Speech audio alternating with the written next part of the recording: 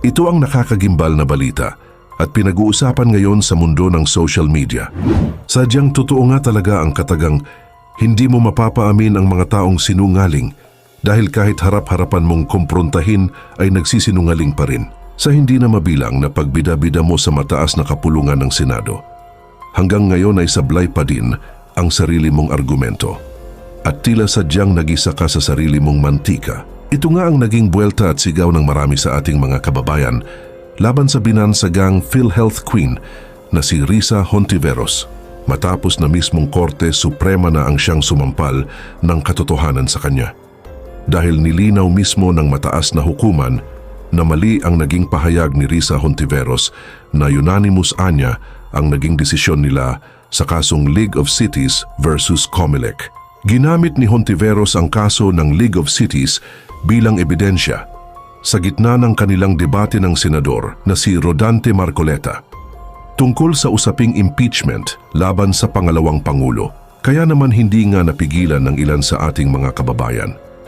Naungkatin muli ang mga kababalaghan na nangyari noon na kinasasangkutan nito sa PhilHealth. Gaano kaya ito katotoo? Ating alamin. Sa naging opisyal na pahayag ng kataas-taasang hukuman ng Korte Suprema, tahasan nitong sinabi na hindi totoo ang naging pahayag ni Hontiveros na unanimous ang kanilang naging desisyon sa kaso ng League of Cities of the Philippines versus Comelec noong taong 2009. Hindi rin raw tama ang naging katwiran ni Hontiveros na naging unanimous ang desisyon ng Korte Suprema dahil sa motion for reconsideration na inihain sa kaso noong 2009. Kaya't kung gagamitin raw ito sa legal na basehan upang ikumpara ang naging desisyon noon ng Korte Suprema, sa ngayon naging desisyong ibasura ang impeachment trial laban sa Vice Presidente, ay isa raw itong napakalaking sablay dahil para raw sa kataas-taasang hukuman, magkaiba ang naging desisyon sa kaso ng League of Cities versus Comelec sa naging pagbasura ng Korte sa Articles of Impeachment laban sa pangalawang Pangulo na si Sara Duterte. Kaya naman narito nga ang samot-saring reaksyon at komento ng ilan sa ating mga kababayan kung saan tila hindi nga nila napigilang singilin muli si Risa Hontiveros patungkol sa anomalyang kinasasangkutan nito noon sa PhilHealth. More power Supreme Court, mabuhay po kayo. Hontivirus, ibalik ang pera ng PhilHealth. Kailangan ng taong bayan yan para sa mga mahihirap sa ating bansa. Dapat magdusa, makulong at ibalik ang perang kinulimbat. Pera yan ng mga taong nagbuwis, naghulog at nagtiis para sa kinabukasan ng kalusugan ng mga mahal sa buhay. You cannot teach an old dog new tricks. Tumanda na sa Senado pero walang natututunan dahil sarado ang isip nila at makakaliwa. She's not for the people, she's for the NPA principles. At narito, panoorin pa natin ang buong video. Mismo Korte ang magsasabi fake news. Ito si Risa. Nilinaw ng Korte Suprema na hindi unanimous ang kanilang desisyon sa kaso ng League of Cities versus the Commission on Elections o COMELEC. Payo ng hukuman, tingnan ang desisyon at resolusyon na nasa kanilang e-library. Ayon kay Supreme Court spokesperson Attorney Camille Ting, hindi sila tiyak kung saan ang galing ang claim na ang desisyon ay unanimous. Hindi nila tiyak kung saan galing. Hindi galing sa bunganga ng fake news peddler na si Risa. Hindi bakit ko nasabing fake news yan si Risa bukod dito sa Supreme Court. May kakaharapin yan si Risa na kaso. Iimbestigahan ni Robin Padilla, wait lang kayo. Dahil di umano nagtanim witness yan. Hindi ko po siya pinagbibintangan. Pero mas maganda nga maimbestigahan. Kasi pag maiimbestigahan yan, malalaman natin ang katotohanan.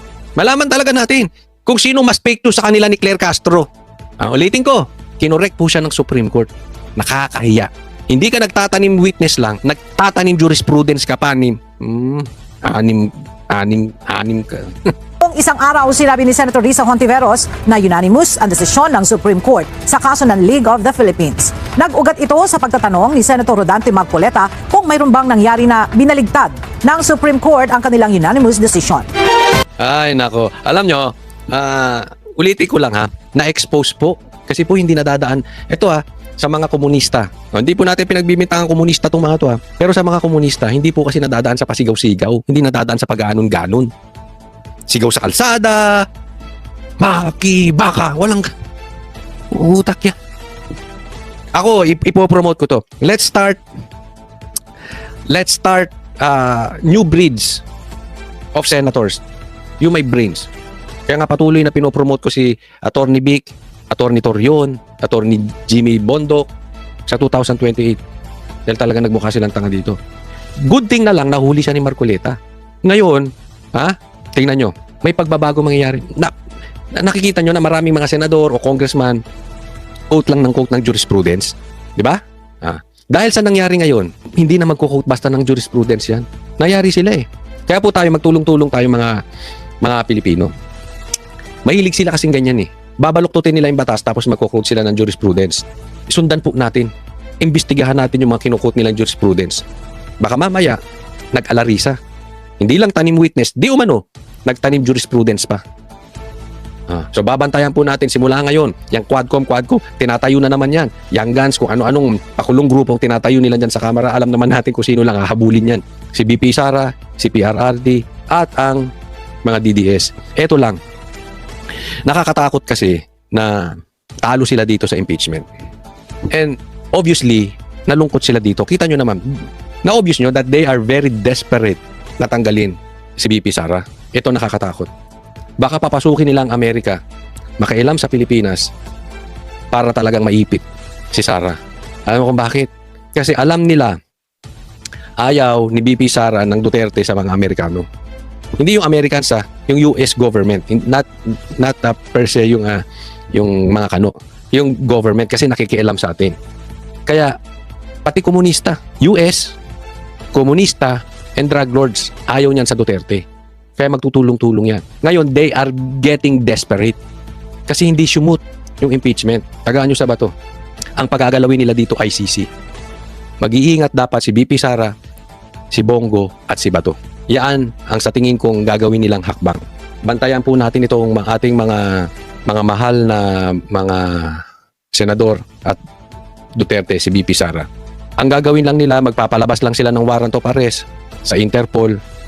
Tapos ulitin yung ginawa kay PRRD, dinala na lang ni Torres sa Villamor. Look at them, how desperate they are. Pinag-uusapan na pati si Torre pwede na rin maging, yan ang sinasabi nila, pwedeng tumakbong vice president, di ba? Ganyan po sila ka-desperado. Si Risa gusto na rin patakbuhin. They are looking for answer eh. For them kasi it's a must na mawala yung kalaban ng droga, mawala yung kalaban ng komunista, mawala yung kalaban ng mga US government. Kung ang Duterte, kaya nagsasama-sama yan. Ako, asahan ninyo. Eto, ang laki ng problema sa baha. Yan ang susunod na iimbestigahan. Alam naman nating lahat. Yung insertions. Kaya nga, pinilit nila impeachment. Tingnan ninyo. Ipapasok nila kung ano-anong klaseng balita para mapagtakpan yun. Hindi sila naging successful na ipantakip yung impeachment. Umasa kayo, merong malaking balita na naman. Parang yung sabong, nawawalang sabongero. Ganun, di ba? Naglabas sila. Pati Taal Lake, kinalkal. Ganyan po mangyayari dyan. Maglalabas sila ng balita para mapagtakpan yung baho nila. And at the same time, talagang gusto nilang mawala si BP Sara. Pagagalawin ng ICC. Ito pa, masasabi ko, total andyan na rin si Risa eh. Sayang yung binabayad mo sa staff mo, Risa. Hindi ko alam kung yung mga staff mo, abogado. Pero kung kanino ka man kumuha ng source mo na jurisprudence, mali. Kung ang nagsabi sa iyo niyan ay staff mo na hindi abogado, kumuha ka ng abogado. At kung yung staff mo ay abogado na nag-send sa iyo ng maling jurisprudence, sisahantiin mo yan, bobo yun. Ngayon, ang sabi nila, kumukuha ka raw, ang staff mo raw, ChatGPT. Wag po kasi yung free na ChatGPT gamitin mo, magbayad ka. Kaya mali yung binigay sa yung jurisprudence eh. Di ka ata nagbabayad eh. So whatever, abogado yung staff mo o hindi abogado o si ChatGPT man yan, in a way, palpak, palitan mo na. Ha? O, next topic po tayo. Risa. Pambihira. O, nagpapahiwati, gusto maging DDS. No, unity ng oposisyon. O, tingnan natin. Bagbuo ng pinakamalakas sa oposisyon, nasa sabak sa 2028 presidential elections. Yan po ang target ni Senadora Risa Ontiveros. Pero ngayon pa lamang, tila may hati Ngayon pa lamang, natatawa na ako. Magtatayo ka na naman ng grupo, Risa. sa oposisyon dahil sa umunoy pagkakaibigan ni na Mayor Leni Robredo at VP Sara Duterte. Posible bang umano'y bang oposisyon sa mga Marcos? Nasa frontline ng balitang yan si Gio Kinain na nga nila yung suka nila, di ba? Oh. Robles. Oposisyon sa 2028. Yan ang oposisyon. Ang galing, no? Ha? Gusto ako. Kahit pagsamasamahin yung boto ng mga yan, di mananalo kay VP Sara. Yan na ba ang kaya niyong gawin, Pinklawan? Wala na. Na inodoro kayong talaga nalintikan. Si Risa, fake news peddler. Ito isa, lutang. Ito naman, humihigop ng sabaw. Nako. Ba Makino, laos na. Trillanes, nako! Kayo ba proud na na-associate kayo kay Trillanes? Ang bira mo ito. Magkakaisa ba o magkakawatak-watak? Si Senator Risa Ontiveros ang itinutulak na ng ilang alyado na tumakbong Pangulo. Pero sa halip na buo ang puwersa, may humahalong intriga. Ayun, teka muna, dyan muna tayo. Si Risa, seriously? Oy, Pinklawan. No, kung may katabi kayong mga Pinklawan habang nanonood kayo nito, ito na tabes nyo. Tanim witness to. Fake news peddler pa. Talaga. Pinaglaruan ni Marcoleta to. Oh. Wala ito si Risa. Yan na magiging ano nyo. Kakahiya kayo, Pinklawan. Mula mismo sa kaalyado. Hindi ko alam kung magkakaibigan sila at wala rin akong narinig kina Mayor Lenny o Senator Bam. Ang tinutukoy dyan ay ang pagbubunyag ni dating Senador Antonio Trillanes IV na close daw sina VP Sara Duterte at dating VP Leni Robredo. Yun. Oh. Close daw si Lenny at saka si VP Sara. Sinong source? Trillanes, pambira kayo. Una na ring sinabi ng tagapagsalita ng Office of the Vice President na si Ruth Castelo na wala siyang impormasyon sa sinasabing pagkakaibigan ng dalawa. Giit naman ni Risa. Mag-uusap pa ang oposisyon. I am asking every fellow leaders sa opposition na maging bukas po ang bawat isa sa amin. Kasi kailangan naming magbuo ng pinakamalakas na slate na Ako with convincing. Kahit anong slate pa ang ilagay ninyo. Ako wala akong nakikitang tapat talaga kay BP Sara. Siguro the closest person na posibleng medyo dumikit kung magkakabutuhan ng pagka-presidente, si Tulfo. Pero pahawa naman kayo. Si Tulfo walang kakwenta-kwenta. Hindi nga nagsalita yan nung may problema dito sa pagkidnap kay Tatay Digong, hindi mo maalam kung pabor siya o hindi siya pabor. So may safety. Yun ang closest. Kukunin ba nila si Tulfo? I don't think so. Diba? Pero kung talagang lehitimong Pinklawan at di nila kakainin yung sinuka nila at hindi sila makikianib sa pula, panalo to. posible. Posible kayang makipagsanib puwersa si Ontiveros sa kasalukuyang administrasyon? Sagot niya. Sa opposition po talaga ako. Yun po, sa Hindi, opposition. ayaw din sa'yo ng BBM.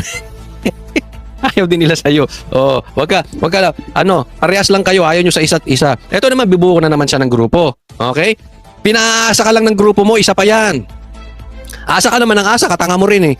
Ano sinabi nito? Pagdating dyan, bubuo siya ng grupo. Oh, sino kasama? Sila Bam, sila ano? Oh, edi iniwan din siya ni Bam, di ba? Iniiwan din siya ni Kiko. Bubuo daw ng grupo. Po talaga.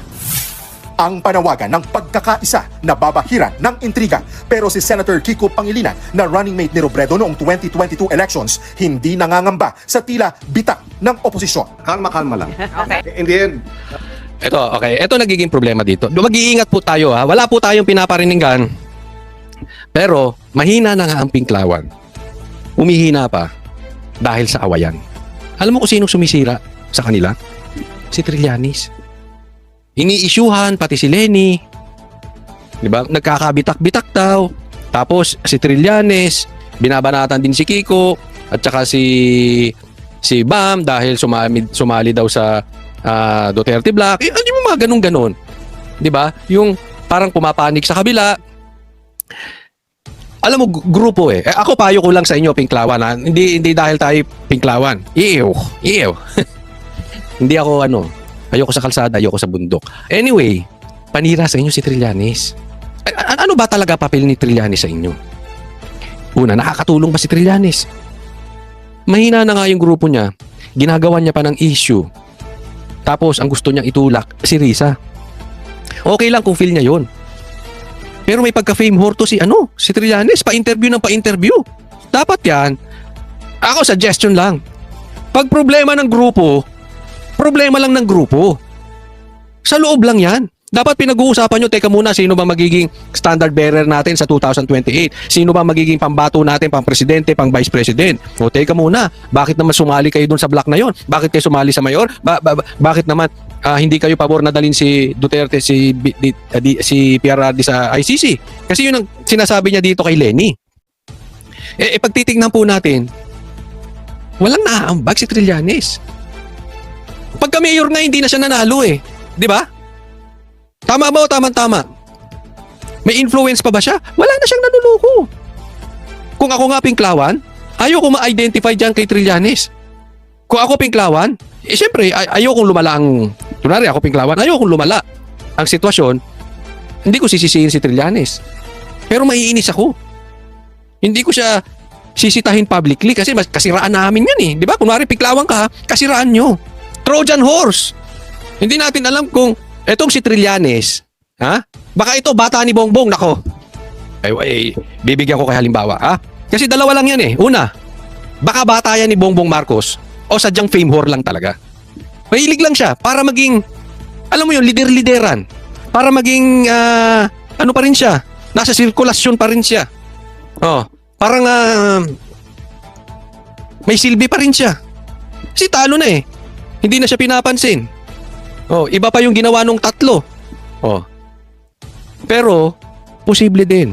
Baka mamaya, kayo Pinklawan, ha, sabi ko sa inyo. Wala na sa posisyon 'yan. Baka wala nang atik 'yan. Baka napangakuan ng kung ano-ano 'yan. Baka lang naman. Oh.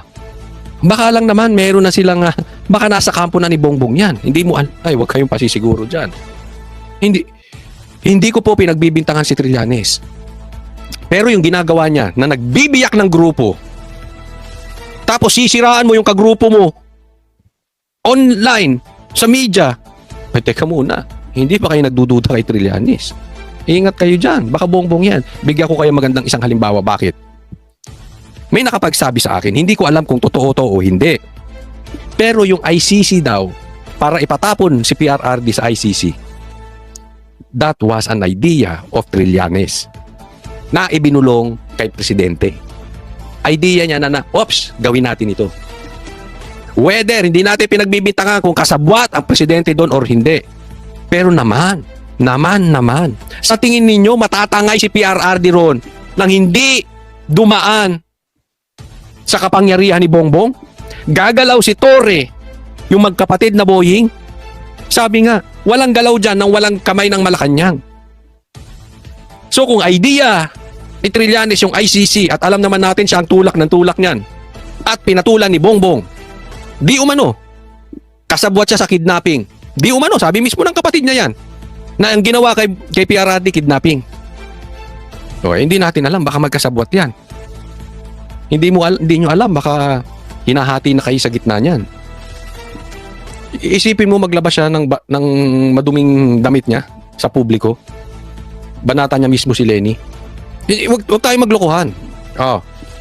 Still, ako sa tingin ko, bagamat walang binatbat kahit sino mang Pinklawan, pag tinapat mo kay Duterte, still, ang pinakamalakas sa Pink, si Lenny. Yan pa rin ang pinakamalakas. Oh. Tapos sinisiraan ni Trillanes. Hindi ba kaduda-duda yan?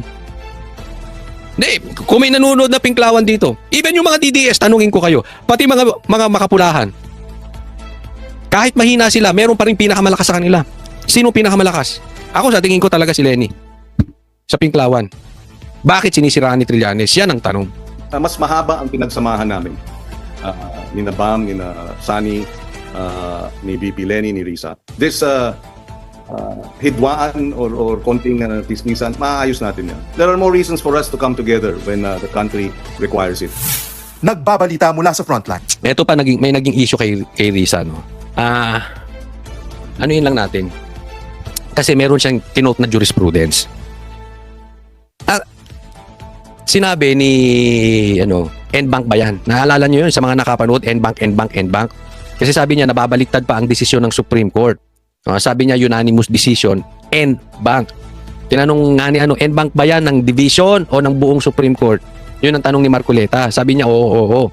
Di binanatan siya. Naalala nyo ng Supreme Court? Fake news. Risa, fake news ka. Ngayon, yung mga pinklawan dyan na tawag ng tawag sa mga DDS na fake news. At least, kung fake news man kami, yung mga vloggers lang ang fake news. Kayo, isa sa ulo ninyo, fake news. Isa sa ulo nyo, fake news peddlers. At sino nagsasabi sa aming fake news? Kayo. Kayo lang na mga kalaban namin. Kayo lang na mga galit sa amin. Sino nagsabi kay Risa ang fake news? Supreme Court. Hindi man diretsong fake news sinabi. Kinorek siya ng sinungaling to si Risa. Ang ginawa niya ron, kung lulusot. Gusto niyang palusutin yun. Akala niya kasi, bobo yung mga senador gaya dati. Andyan na sila Marcoleta, andyan na sila Cayetano. Humanda kayo. Parating pa si Atty. Torreon, si Atty. Vic Rodriguez, si Atty. Jimmy Bondoc sa 2028. Luto talaga kayo dyan. Malaki problema nyo sa Senado. Kaya yung mga bobong ganyan, mawawala na yan. Nagmumukhang tanga. Tingnan nyo nangyari kay Lito Lapid. Pambihira. Boto pa kayo ng boto sa mga ganyang klase. Wala nang naiaambag. O ito, fake news. Diba kami DDS ang tinatawag nyo fake news, peddlers? No. Ano to? Gusto nyo maging DDS? Hindi, tinatawag nyo kami fake news eh. Siya pala ang reyna ng fake news. Sakit, no? Nagsabi siya yung fake news, Supreme Court. Gusto mo maging DDS, Risa? Wag na uy. Wag na uy. Oh. Ha? Kami, hindi naman kami talaga fake news. Sinasabi nyo lang. Sinabi namin, bangag si Marcos, sabi ni PRRD, takot nga magpa-drug test eh. Tapos ang tawag nyo sa amin, fake news na agad. Ha?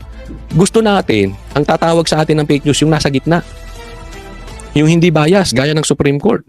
Yun ang totoong fake news. Si Claire Castro, isa pang fake news. Nasa labas daw ng bansa. Hindi raw kumuha ng travel authority, si BP Sara. Katangan niyo. Sa katunayan, ako alam ko kung asan si BP Sara that time, di lang ako nagsasalita. Hindi lang ako nakapunta, may imbitasyon po tayo sa Davao. May lunch po doon. Katanganin nyo, sasabihin nyo, isipin mo. Yusek ka, hindi nyo alam kung asan si BP Sara. Or, baka alam nyo, fake news ka rin. So, sinong fake news? Yung mga ulo ng executive. Isa sa officer ng executive department na si Claire, pati ito si Risa. Tapos kami tinatawag nyo, pwe.